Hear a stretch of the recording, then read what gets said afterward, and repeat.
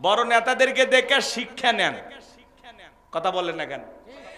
কি সুন্দর বড় নেতাদের ভিতরে তারেক রহমান আর আমিরে জামাত কোলাকুলি করে, আর এলাকার কিছু ছোট ছোট নেতারা আছে এলাকায় মারামারি করে। আল্লাহ ওনাদের হেদায়েত দান করুক।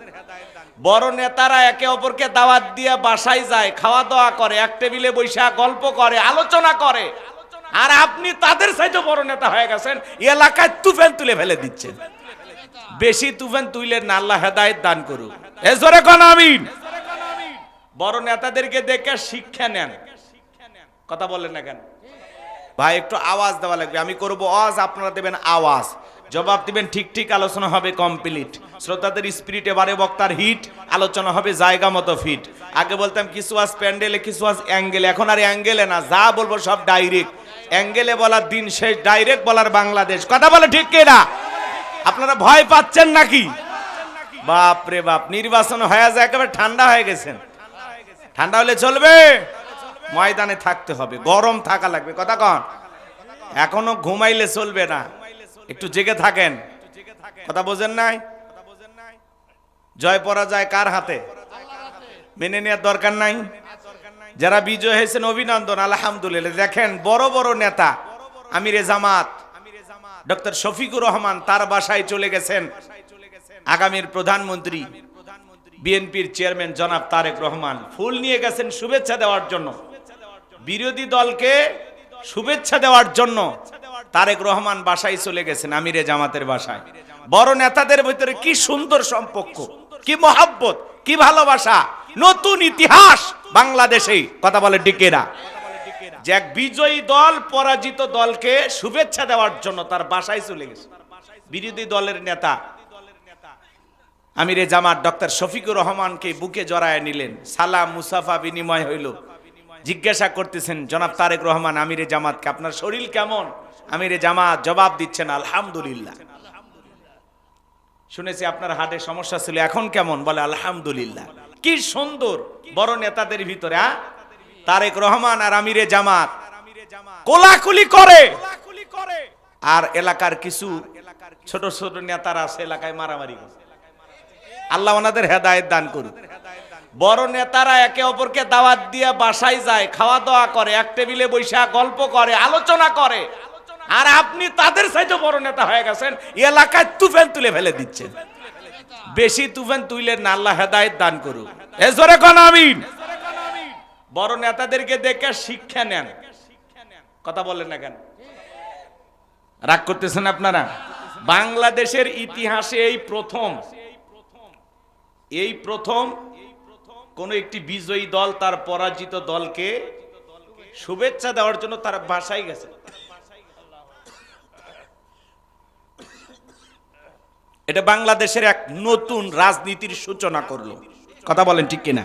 এটি তো আমরা দেখতে চাই। জয় পরাজয় থাকবেই, কি বলেন? যারা বিজয়ী হয়েছেন আলহামদুলিল্লাহ, আল্লাহ আপনাদেরকে নিয়ামত দান করেছেন, জনগণের দেয়া আমানত আপনারা রক্ষা করবেন। কথা বলেন ঠিক কিনা? সম্মান দেওয়ার মালিককে, ক্ষমতা দেওয়ার মালিককে। রাগ করতেছেন আপনারা? বলেন, ক্ষমতা দেওয়ার মালিককে, সম্মান দেওয়ার মালিককে। অত ইজ্জু মান তাশা ওয়া তুযিল্লু মান তাশা, সম্মান দেওয়ার মালিককে। এটা আপনাকে বিশ্বাস করতে হবে। ফয়সালা আসমান থেকে হয়। ক্ষমতা কার হাতে? তাবারাকাল্লাযী বিয়াদিহিল মুলকু ওয়া হুয়া আলা কুল্লি শাইইন কাদির।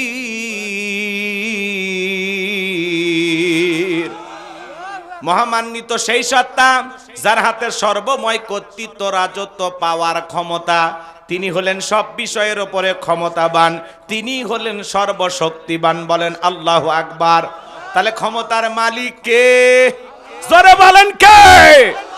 সে আল্লাহ। যাকে ইচ্ছা ক্ষমতা দান করেন, যার কাছ থেকে ইচ্ছা ক্ষমতা কেড়ে নেন, যাকে ইচ্ছা সম্মানিত করেন, যাকে ইচ্ছা লাঞ্ছিত করেন। সকল কল্যাণের চাবিকাঠি তার হাতে, তিনি সর্বশক্তিমান। কথা বলেন ঠিক কিনা? তো কোরআন বুঝতে হলে এই বিষয়গুলো আমাদের মাথায় রাখা লাগবে, যে ফয়সালা আসমান থেকে হয়। কথা কি বুঝাইতে পারলাম? তাহলে বড় নেতার মধ্যে কোলাকুলি, মুসাফা, খাওয়া দাওয়া, এক টেবিলে বসে আলোচনা হয়, আমরা ছোট ছোট এলাকায় যারা স্থানীয় তৃণমূলের নেতা আসি, আমাদের এক টেবিলে বসে চা খাওয়ার দরকার আছে না? না, বড়দের দেখে ছোটরা শিক্ষা গ্রহণ করেন। মিশে ফাল পারেন না ভাই। দলের কারণে, রাজনীতির কারণে লাফালাফি অনেক হয়েছে। কোনো বাড়িতে ভাঙচুর করবেন না, কাউকে হুমকি দেবেন না, এগুলো থেকে বেরিয়ে আসবেন। প্রতিপক্ষ থাকতেই পারে, কিন্তু আমরা সবাই প্রতিবেশী। মারা গেলে কিন্তু এই দিক খেয়াল করেন, ওই বড় নেতা আপনার জানাজায় আসবে না, ওই গ্রামের মানুষটা আপনার জানাজায় যাবে। কথা বলে ঠিক কিনা? এই জন্য খবরদার, রাজনীতির কারণে যে দল করেন এলাকায় কোন ধরনের বিশৃঙ্খলা সৃষ্টি করবেন না। কথা বলে ঠিক কিনা? মিলেমিশে থাকবেন, কামরা কামরি মারামারি বাদ দেন। আল্লাহ হেদায়েত দান করেন। এত শক্তি পান কোথায়? এত শক্তি পান কোথায়? চুপচাপ থাকেন, একটু ধৈর্য ধারণ করেন, লাফাইন না। আমরা পরস্পরে ভাই ভাই, একই গ্রামের মানুষ, একই এলাকার মানুষ, আমাদের পরিচয় আমরা সবাই বাংলাদেশি। কথা বলে ঠিক কিনা? বিজয় পেয়েছেন আলহামদুলিল্লাহ, পরাজিত হয়েছে সান্ত্বনা দেন। কি বলেন? লাফালাফি করা যাবে না, মারামারি করা যাবে না। নিজেদের ভিতরে যদি বিশৃঙ্খলা সৃষ্টি করেন, তৃতীয় শক্তি ঢুকে আরো বড় ঝামেলা করবে। কথা বলেন ঠিক কিনা? এই জন্য মাঝখানে দুই ভাই, কথা বলেন, অনেকে লিখতেছে জামাত বিএনপি ভাই ভাই, মাঝখানে ঢোকার আর কারো চান্স নাই। কথা কন ঠিক কিনা? তো এই জন্য মিলেমিশে থাকা লাগবে, না হলে খবর আছে। মিলেমিশে থাকার দরকার আছে না নাই? আল্লাহ জমিনের শান্তি ফিরায় দেন। জোরে বলেন আমিন।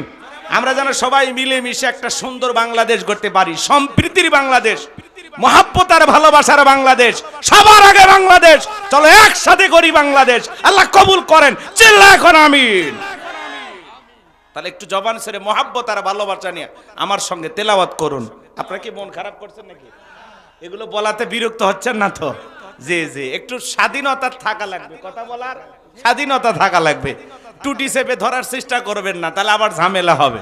ঠিক আছে তো ইনশাআল্লাহ? জবান ছেড়ে সবাই পড়ুন, আউযু বিল্লাহি মিনাশ শাইতানির রাজিম, বিসমিল্লাহির রাহমানির রহিম। বিতাড়িত মুর্দা শয়তানের কাছ থেকে আল্লাহ পাকের কাছে আশ্রয় প্রার্থনা চাচ্ছি। পরম করুণাময় অসীম দয়ালু আল্লাহ তাআলার নামে শুরু করছি। ইন্না আ'তাইনাকাল কাউসার ফাসাল্লি লিরাব্বিকা ওয়ানহার ইন্না শানিয়াকা হুয়াল আবতার। আল্লাহু আকবার। যে কোনো আয়াত বা সূরার তাফসীর করতে হলে কোন প্রেক্ষাপটে কোন সময় আল্লাহ তাআলা সেই সূরাটি বা আয়াতটি নাজিল করেছেন, সে নাজিলের প্রেক্ষাপট জানা দরকার আছে না নাই? আরবিতে বলা হয় শানে নজুল। যদি শানে নজুল আলোচনা করা হয় তাহলে তাফসীর বুঝতে সহজ হয়। তাহলে কোন সময় কোন প্রেক্ষাপটে আল্লাহ তাআলা এই সূরাটি নাজিল করেছেন একটু কি বলার দরকার আছে? আমি কি বলবো? কষ্ট পাবেন না তো ইনশাআল্লাহ? একটু তাকবীর দেন, লিল্লাহি তাকবীর। সম্মানিত ভাইয়েরা আমার, নবীজির প্রিয় সাহাবী হযরতে আনাস রাদিয়াল্লাহু তাআলা বলেন, নবীজি কাবার হাতিমে হেলান দিয়া বসা।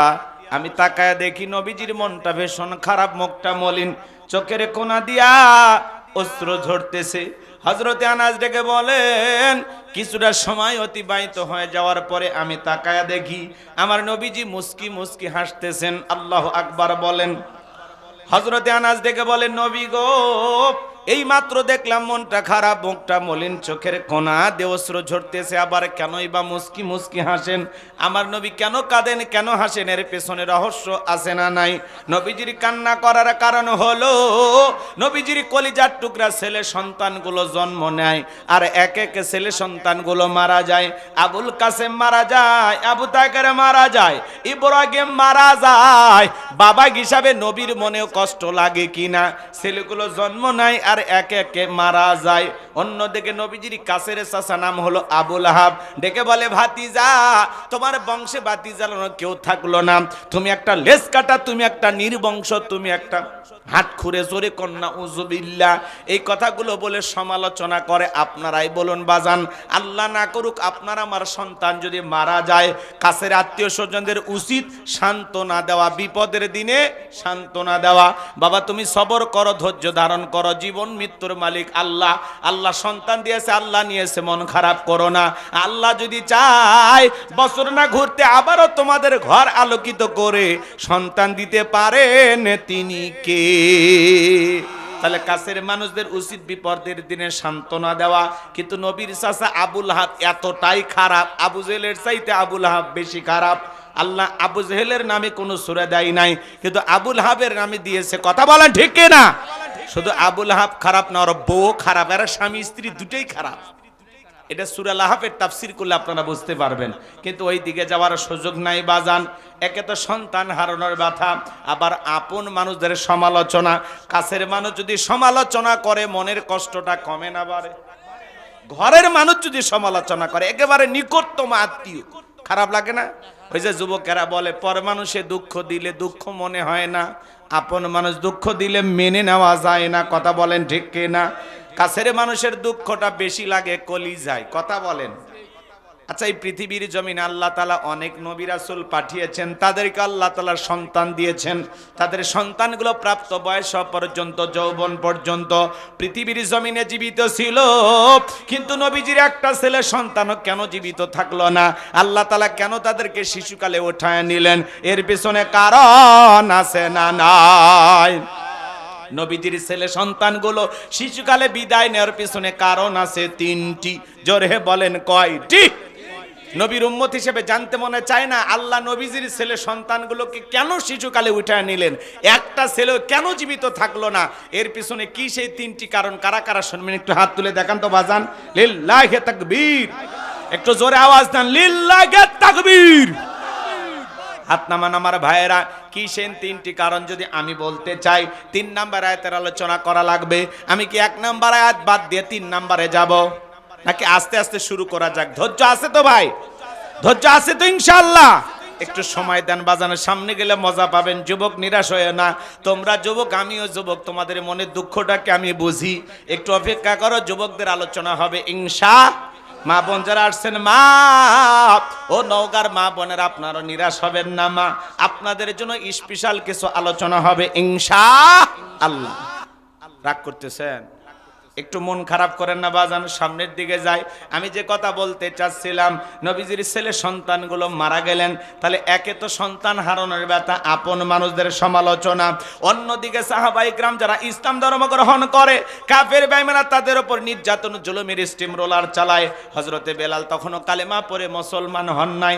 নবীজি রাতের বেলায় দারুল আরকামে বসা, হযরতে বেলাল নবীজির দরবারে উপস্থিত হয়ে গেলেন। নবীজির চেহারা মোবারকের দিকে তাকাইয়া ডেকে বলেন, নবী গো, আপনার চেয়ে সুন্দর মানুষ আমি জীবনে কোনো দিন দেখি নাই। বলুন সুবহানাল্লাহ। আপনার আমার নবী কতটা সুন্দর ছিলেন জানেন? হযরতে জাবের রাদিয়াল্লাহু তাআলা আনহু বলেন, পূর্ণিমার রাত আমি রাসূলের বাড়িতে গিয়েছিলাম। সেদিন দেখেছিলাম চাঁদ উদয় হয়েছে দুইটা, একটা চাঁদ আসমানে আর একটা চাঁদ জমিনে। হযরতে জাবের বলেন, আমি একবার আকাশের পূর্ণিমার চাঁদের দিকে তাকাই, আর একবার নবীজির চেহারার দিকে তাকাই। ওই আকাশের পূর্ণিমার চাঁদের চাইতে আমার নবীকে আমার কাছে বেশি সুন্দর মনে হয়। জোরে কোন সুবহানাল্লাহ। আপনার আমার নবী কতটা সুন্দর ছিলেন বাজান। নবীর সম্মান মর্যাদাকে আমরা বুঝি না। এক জায়গায় বললাম, ভাই বলেন তো আমাদের নবীর নাম কি? বলে হুজুর আব্দুল কাদের জিলানী। পীর সাহেবের নাম মুখস্থ আছে, কপাল পোড়া নবীর নামটা বলতে পারে না। আম্মা জান আয়েশা ডেকে বলেন, মিশরের নারীরা ইউসুফ আলাইহিস সালামের চেহারার দিকে তাকাইয়া ফল কাটতে গিয়ে আঙ্গুল কেটে ফেলে দিয়েছিল। ওরা যদি একবার আমার নবীর চেহারার দিকে তাকাইতো, শুধুমাত্র আঙ্গুল নয়, আঙ্গুল কাটতে কাটতে, হাত কাটতে কাটতে কখন যে নিজের কলিজা কেটে দুফাক করে দিত, মুহূর্তের জন্য টের পাইতো না। আপনার আমার নবী এতটাই সুন্দর। আম্মা জান আয়েশারও বলেন, ও দুনিয়ার মানুষ, তোমাদের একটা সূর্য আছে, আমি আয়েশার একটা সূর্য আছে। তোমাদের সূর্য উদয় হয় দিনের বেলায়, আর আমি আয়েশার সূর্য উদয় হয় রাতের বেলায়। আম্মা জান আয়েশা একদিন সেলাইয়ের কাজ করতেছিলেন, হঠাৎ করে হাত থেকে সুইটা পড়ে গেল। ওর বাতিতে কোনো তেল ছিল না, বাতি জ্বালাইতে পারলেন না, অপেক্ষায় বসে থাকলেন। নবী যখন এশার সালাত আদায় করার পরে ঘরের ভিতরে প্রবেশ করে সর্বপ্রথম নবীজি আম্মা জান আয়েশাকে সালাম দিলেন।